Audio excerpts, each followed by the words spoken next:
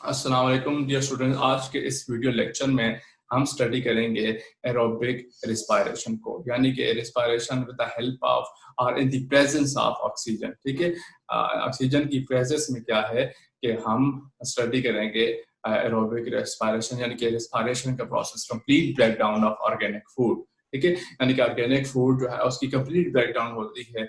Anaerobic respiration के अंदर आपने पढ़ा था कि इनकम्प्लीट ब्रेकडाउन होती है, कंप्लीट ब्रेकडाउन नहीं होती। वहां पे आपको जस्ट जो है वो 2 एटीपी के मॉलिक्यूल मिल रहे थे और यहाँ पे कितने मिल रहे हैं, 36 एटीपी के मॉलिक्यूल्स मिलेंगे। ठीक है, तो ये जो है 3 प्रोसेस के ऊपर मुश्तमिल है। एक है ग्लाइकोलिसिस, दूसरा है क्रेब्स साइकिल और तीसरा है इलेक्ट्रॉन ट्रांसपोर्ट चेन। तो चलिए शुरू में जो है इसको बार बार डिटेल के साथ पढ़ते हैं। ठीक है, तो सबसे पहले है ग्लाइकोलिसिस।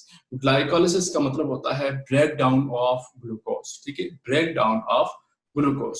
तो ब्रेक डाउन ऑफ ग्लूकोज से क्या मुराद है कि ग्लूकोज का जो मॉलिक्यूल है जिसके अंदर 6 कार्बन होते हैं। ठीक है, ग्लूकोज का मॉलिक्यूल जो है उसके अंदर 6 कार्बन होते हैं। वो 10 रिएक्शन होते हैं और 10 रिएक्शन से गुजर कर वो ग्लूकोज का मॉलिक्यूल 2 पायरुवेट या पायरुविक एसिड के अंदर तब्दील हो जाता है। ठीक है, 2 जो है वो किसके अंदर, पायरुवेट या पायरुविक एसिड के अंदर तब्दील हो जाता है।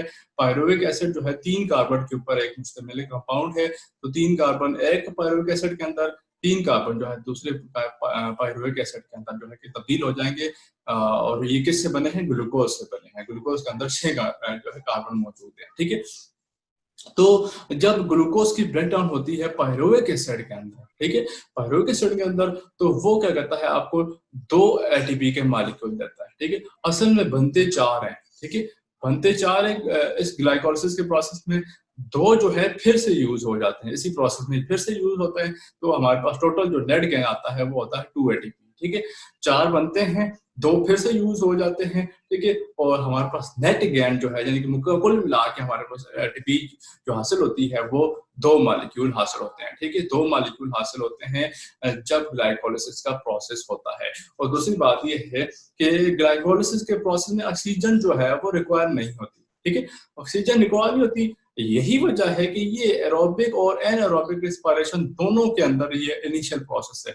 ठीक है, एरोबिक रिस्पायरेशन जो होगी और एनारोबिक रिस्पायरेशन जो होगी। एनारोबिक रिस्पायरेशन आपने पढ़ी थी और एरोबिक हम पढ़ रहे हैं। तो दोनों के अंदर क्या है कि जो है पहला स्टेप ग्लाइकोलिसिस, इस दोनों में जो है ऑक्सीजन की जरूरत नहीं पड़ती, इसलिए दोनों के अंदर होता है एरोबिक और एनारोबिक रिस्पायरेशन दोनों के अंदर होता है। ठीक है, तो ये पहला स्टेप है ग्लाइकोलिसिस, जिसके अंदर आपको 2 एटीपी के मॉलिक्यूल मिलते हैं और ग्लूकोज की ब्रेकडाउन होती है पायरुविक एसिड में या पायरुवेट में होती है। ठीक है, और क्या है कि अगर हम इसका नाम देखें तो ग्लाइको मीन ग्लूकोज, ठीक, और लाइसिस मीन होता है ब्रेकडाउन। ठीक है, ग्लाइको मीन ग्लूकोज और लाइसिस मीन ब्रेकडाउन।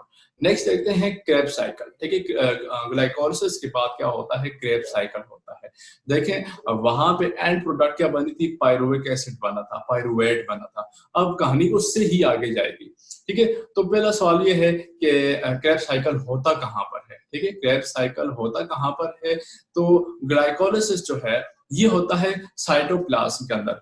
जो सेल का साइटोप्लाज्म है, सेल का साइटोप्लाज्म है, उसके अंदर ये होगा, ग्लाइकोलिसिस का प्रोसेस होगा। ठीक है, ग्लाइकोलिसिस का प्रोसेस कहाँ पे होगा, सेल के साइटोप्लाज्म के अंदर। जबकि क्रेब्स साइकिल की बात करते हैं तो ये होगा माइटोकॉन्ड्रिया के अंदर।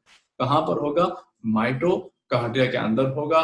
और वो जो पायरुविक एसिड बना था या पायरुवेट बना था, जो कि 3 कार्बन का कंपाउंड था, वो पहले कन्वर्ट होगा एसिटाइल को ए के अंदर। ठीक है, ये कंपाउंड का नाम है जिसके अंदर 2 कार्बन मौजूद होते हैं। ठीक है, क्रेब्स साइकिल के अंदर क्या होगा कि जो पायरुवेट था, पायरुविक एसिड था, वो कन्वर्ट होगा एसिटाइल को एंजाइम के अंदर। ठीक है, जो कि 2 कार्बन कंपाउंड है। अब क्या है कि आगे क्या होगा कि सीरीज ऑफ रिएक्शन होगी। ठीक है, एसिटाइल कोएंजाइम जो है वो आगे जाके मजीद थोड़ा रिएक्शन करेगा, सीरीज ऑफ रिएक्शन होंगे और कंप्लीटली ऑक्सीडाइज हो जाएगा। ठीक है, कंप्लीट ऑक्सीडेशन जो है इस कंपाउंड की हो जाएगी। जब कंप्लीट ऑक्सीडेशन हो जाएगी तो आपको क्या मिलेगा, आपको मिलेगा कार्बन डाइऑक्साइड। ठीक है, और साथ में क्या है, एटीपी के मॉलिक्यूल मिलेंगे। ठीक है, क्या क्या क्या चीजें मिलेंगी आपको, एक आपको मिलेगा जी कार्बन डाइऑक्साइड और साथ में क्या मिलेगा, एटीपी के मॉलिक्यूल्स मिलेंगे, ठीक है। तो और साथ में NAD जो है और FAD ये रिड्यूस होके NADH और FADH बना देंगे, ठीक है। तो आप देखिए क्रेस साइकिल के अंदर आपको क्या क्या मिल रहा है, कार्बन डाइऑक्साइड मिल रही है, ATP के मॉलिक्यूल्स मिल रहे हैं और NAD और FAD, ठीक है, जो कि कोएंजाइम्स हैं, ठीक है। ये याद रखना है, NAD और FAD जो है ये कोएंजाइम है जो कि रिड्यूस होके क्या हो जाते हैं, NADH के अंदर और FADH के अंदर कन्वर्ट हो जाते हैं, ठीक है। FAD से मुराद जो है फ्लेविन एडेनिन डाइन्यूक्लियोटाइड है, ठीक है। इसी तरह जो है ये जो एंजाइम्स हैं ये क्या हो जाएंगे, कन्वर्ट हो जाएंगे और रिड्यूस हो जाएंगे, ठीक है। ये क्या हो जाएंगे, रिड्यूस हो जाएंगे और साथ में देखिए H की एडिशन हो रही है, इसका मतलब क्या है कि ये क्या हो जाएंगे, रिड्यूस हो जाएंगे। जब किसी भी कंपाउंड के अंदर H आता है, हाइड्रोजन आयन की एडिशन होती है, इसका मतलब क्या है कि वो रिड्यूस हो रहा है, ठीक है। नेक्स्ट पढ़ते हैं इलेक्ट्रॉन ट्रांसपोर्ट चेन, ठीक है। इलेक्ट्रॉन ट्रांसपोर्ट चेन के अंदर क्या होता है, जैसे आमतौर पर ETC भी कहते हैं, इलेक्ट्रॉन ट्रांसपोर्ट चेन। तो यहाँ पे क्या है कि वो जो NADH बना था और साथ में FADH बना था, अब इसकी ऑक्सीडेशन होगी, ठीक है। ऑक्सीडेशन होगी मतलब रिमूवल ऑफ जो है वो इलेक्ट्रॉन होगा, इनमें से इलेक्ट्रॉन जो है वो निकलेंगे, ठीक है। इलेक्ट्रॉन निकलेंगे और ये रिएक्शन होगा ऑक्सीजन की मौजूदगी में, ठीक है। ऑक्सीजन की मौजूदगी में रिएक्शन होगा और NADH और FADH में से क्या होगा, 2 इलेक्ट्रॉन निकलेंगे, ठीक है। 2 इलेक्ट्रॉन निकलेंगे और किधर जाएंगे, साइटोक्रोम्स में जाएंगे, ठीक है। साइटोक्रोम छोटे छोटे जो है वो एक चीज समझ के कैटेगरीज ऑफ कंपाउंड्स होती हैं, ठीक है। इलेक्ट्रॉन एक्सेप्टर वगैरह होते हैं, वो क्या करते हैं, एक जो है इलेक्ट्रॉन लेता है और उसको आगे कन्वर्ट कर देता है, आगे जो है वो दे देता है, अगला जो है अगला जो है फिर से इलेक्ट्रॉन लेता है, उसको आगे ट्रांसफर कर देता है। यानी कि अगर मैं ड्रा करूं साइटोक्रोम्स को, तो ये साइटोक्रोम्स है, ठीक है।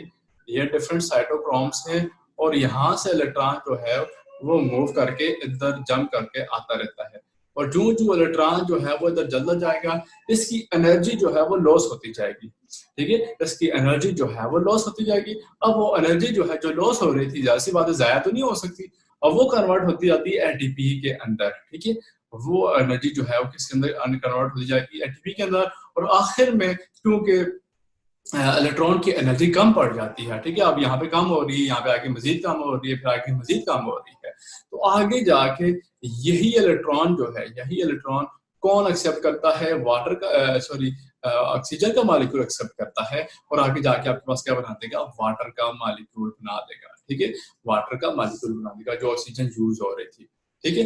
जो ऑक्सीजन यूज हो रही थी वो आखिर में ये लो एनर्जी इलेक्ट्रॉन जो है इसको एक्सेप्ट करेगी। तो ये क्या है कि ये जो है आपके पास इलेक्ट्रॉन था जिसकी एनर्जी बिल्कुल लो हो गई थी, उसको आखिर में ऑक्सीजन एक्सेप्ट करेगी और कन्वर्ट हो जाएंगे वाटर के मॉलिक्यूल्स के अंदर। ये 3 रिएक्शन थे, ग्लाइकोलिसिस, क्रेब्स साइकिल और इलेक्ट्रॉन ट्रांसपोर्ट चेन, ठीक है। इसके अंदर भी काफी सारे जो है वो रिएक्शंस आते हैं, ठीक है। और आपके पास साथ साथ ATP के मॉलिक्यूल्स बनते रहते हैं। किसके अंदर कितने ATP के मॉलिक्यूल्स बनते हैं ये आप हायर क्लासेस के अंदर बड़े डिटेल से पढ़ेंगे, ठीक है।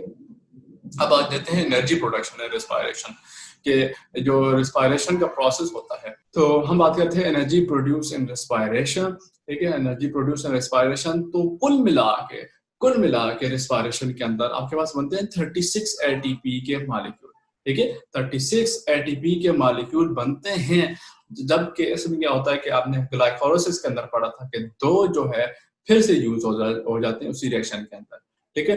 टोटल कुल मिला के अगर हम ये 2 को निकाल दें तो हमारे पास टोटल जो ATP के मॉलिक्यूल बनते हैं वो बनते हैं 38, लेकिन चूंकि 2 जो है फिर से यूज हो जाते हैं ग्लाइकोलाइसिस के अंदर, हमारे पास नेट गेन जो है वो कितना आ जाता है, 36 ATP के molecule through out the aerobic respiration, ठीक है। एनारोबिक की बात नहीं करें, एरोबिक रेस्पिरेशन की जो जिसमें कंप्लीट ब्रेकडाउन होती है और ऑक्सीजन की मौजूदगी में होती है, ठीक है।